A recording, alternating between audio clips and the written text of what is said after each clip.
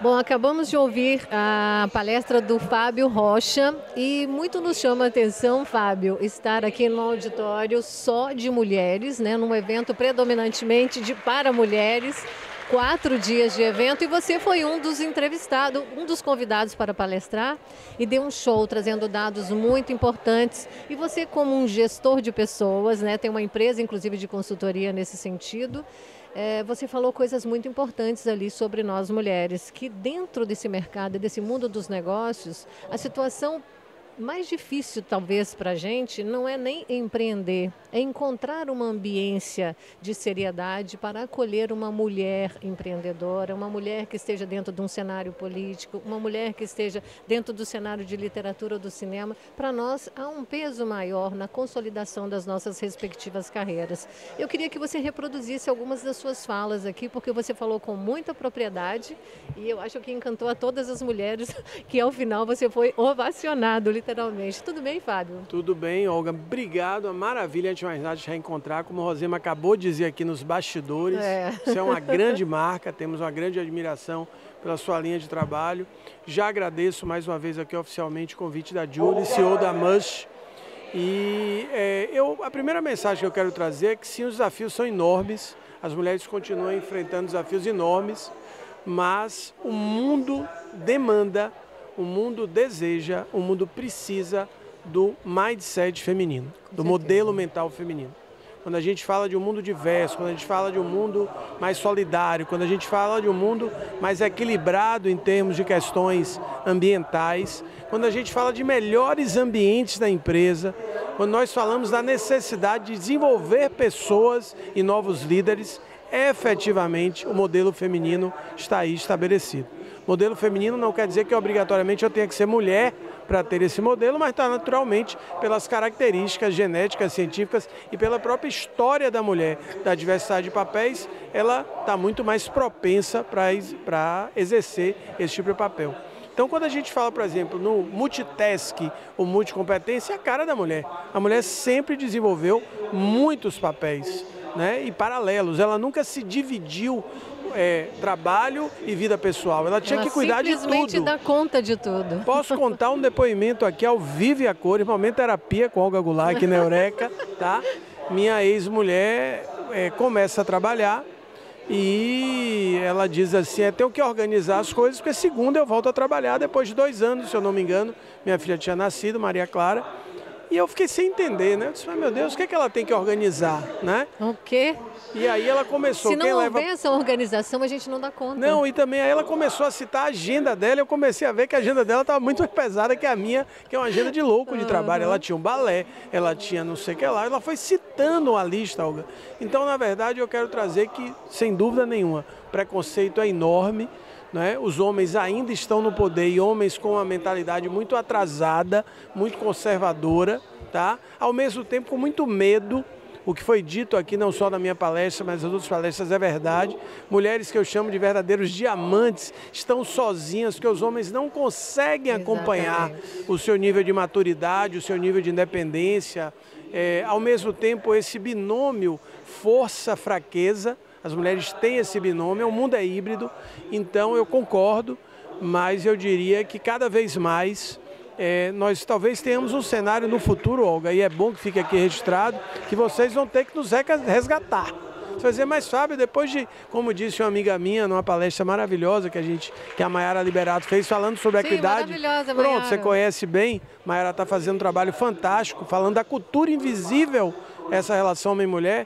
E a Mayara dizendo, se a gente não incluir o homem, se a gente não ajudá-lo a ter um novo repertório... Somos parceiros, espera aí, somos parceiros, não queremos disputar espaço, queremos colaboratividade, que como você falou, nós mulheres abarcamos muitas funções, né? Desde a maternidade, como o gerenciamento da casa, o gerenciamento das compras, como você falou da sua mulher que ia se organizar para a retomada do trabalho.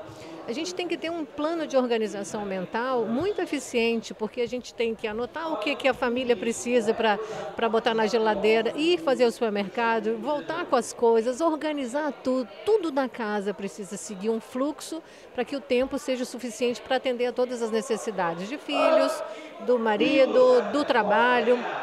das suas coisas pessoais, porque a gente sabe que não podemos ficar sem atividade física, sem uma boa alimentação, ou seja, a mulher está apta para tantas outras coisas. E por que quando chega no ambiente de trabalho, ela não tem esse reconhecimento e ainda escuta comentários e chacotas desnecessárias por parte de uma masculinidade tóxica que já passou da hora de existir. E nós estamos vivendo um momento também de reposicionamento das empresas em vários sentidos, em função do aquecimento global, em função da sustentabilidade mesmo. Hoje as pessoas elegem um produto muito querendo saber o que está por trás dessa fabricação. De onde vêm os fornecedores disso, como é que estão os funcionários, as ESGs que a gente já conhece.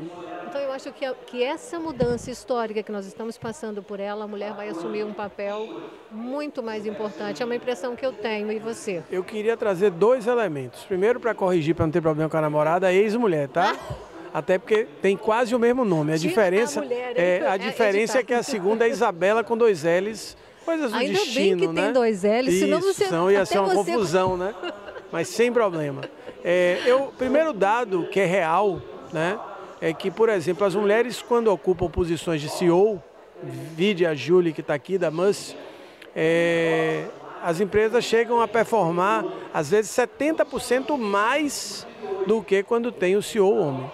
Então, né, esse é um dado que exatamente por tudo que eu disse, por tudo que você disse, dessa jornada, dessa genética, desse desenvolvimento que a mulher teve com essa diversidade e simultaneidade de papéis, faz com que a mulher consiga entender que felicidade e resultados andam juntos.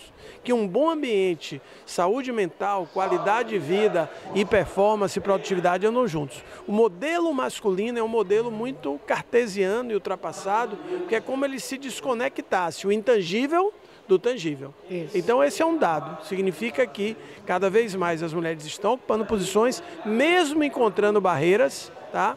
E o segundo elemento que eu queria conectar, que foi até tema da minha palestra, liderança intergeracional, é que esse elemento do envelhecimento pesa ainda mais para a mulher.